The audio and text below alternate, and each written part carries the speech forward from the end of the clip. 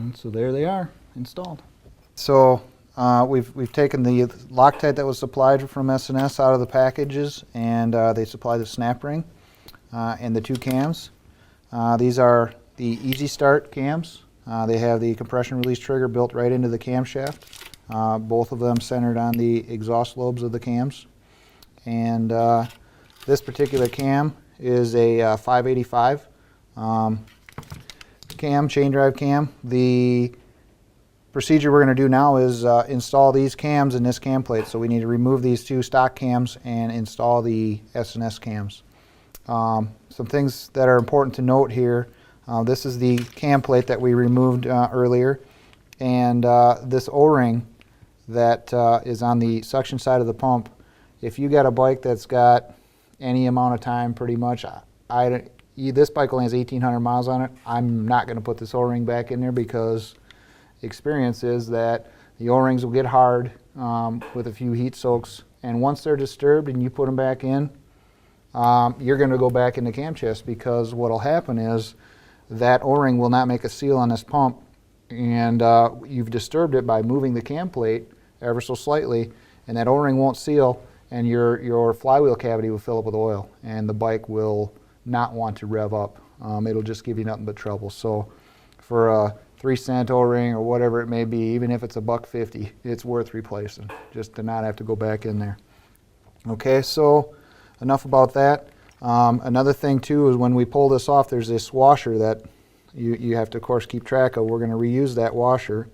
So pull that off of the rear cam and set that up by your outer chain drive.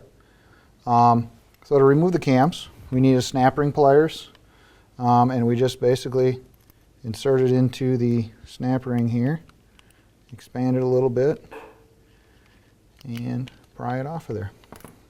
Now there's a thrust washer as well behind this cam, so now that I've got that clip off of there, and of course we took the sprocket off of here, these cams are free to come out of here. The only other thing, of course, is this hydraulic tensioner. We could slide them out of there, but this tensioner is going to essentially eject from the body. So use a 3/16 Allen, and you basically just crack these two loose, take out at least one of them, so that the hydraulic body can swivel on the other screw. I'll show you that here in a second. See how it swivels out of the way? Now, of course, this piece here is free to come out, and you can set that aside for now. We're going to need it later, but you can take that bolt out if you want, but you don't need to. So I'm just grabbing both the cams and, sliding them out evenly from the cam plate. Okay. Now, one thing that's probably worth doing is of course, here's the orientation of the chain. This is the outside, that's the inside. It spun this direction. It's probably good shop practice to put something in the same direction that it was before. Probably not necessary, but that's what we're going to do with our install. So I'll just ease the cam out of the chain here. Okay. Noting which is the outside, and then right away I'm just going to grab the other cams and insert them in the chain. Okay, so we'll stick the rear cam in with there, and as we do that, we want to make sure that this dot aligns with the other dot so that the timing is correct. And you can see right there I'm off a tooth, so I'll just shift the chain around as I go here, and now those appear to be aligned.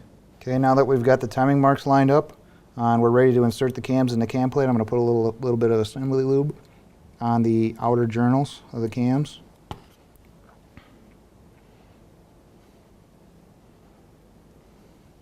And the bores are still plenty oily on this particular assembly, so I'm not going to bother with that here. And now I just basically need to insert the cams into the cam plate.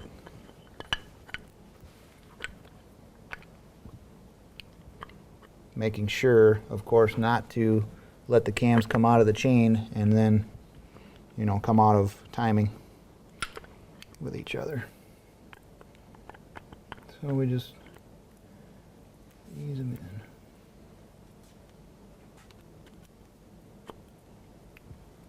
in. Now that we've got the cams in, you can see that the two dots on the outside of the cam journals line up. So they're in time, and we just assemble things in reverse order. Here's a washer. You can put it on either direction for the front cam. And discard the old snap ring and install the new one from S&S. This snap ring is unique in that it is kind of a taco shape to it, or a potato chip shape. And so what that does is, of course, preloads the cam into the cam plate to retain oil pressure, because this cam, both front and rear cam journals, are fed with oil from the pump. So I'll make sure it snaps into place. Looks good, everything's tight there. Now we can put the hydraulic tensioner back on the other side. Just pop this in there either direction. Could go this way or flip it, either way, it's fine. And we need to use the Loctite supplied, blue Loctite, on these screws. Put a little on there, install that screw. Might as well pull this one out. We're going to have Loctite on it as well.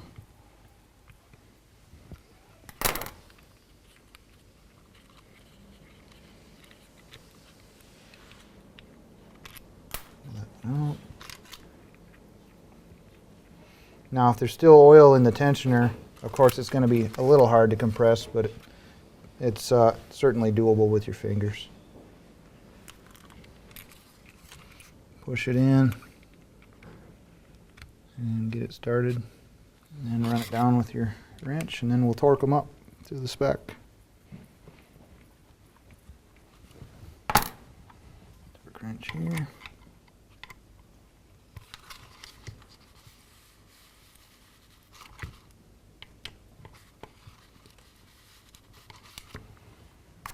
Okay, that's how we get the cams in the cam plate. Okay, what we're doing here is we're checking pinion shaft runout. The Harley spec in the 2010 manual that we have is 0 to 10 thousandths. This one here is clearly at around 7 thousandths, and so we're within spec for the Harley chain drive cams. Now, if you were going to install a set of gear drive cams, you certainly wouldn't want to do it in this bike, or if you were going to do it in this bike and you had your heart set on a gear drive set, you would have to remove the flywheels, a very costly procedure, and of course correct the pinion shaft runout. There's numerous ways you can do that. You could just retrue the wheels, but of course if they are out of spec now, the chances of them coming out of spec again are pretty high. So you would want to either weld the crank pin, plug it, whatnot. But for our purposes of installing a chain drive, this is perfectly fine. It's within spec, and so we can proceed with a cam install on chain drive. We're going to put the cams and cam plate and oil pump back into the crankcase. And so we're going to use a new O-ring on the oil pump suction side. Okay, and it's good to get a little bit of lubrication on there so that it will slide in freely. And before we put these in, we want to put some assembly lube on the journals, and as well in the bearings here. So throw a little bit on there. Roll the bearing around and make sure you distribute the oil well, so when we start it up we have oil. And since we rotated the motor, since we pulled this out, we have to look kind of through the pump here, and you can see there's flats. As you look through there'll be flats of the pump that drive on these flats of the shaft. So we need to get that shaft aligned, and we just turn the motor ever so slightly back up a little bit. Back up. A little more. Right there. Okay.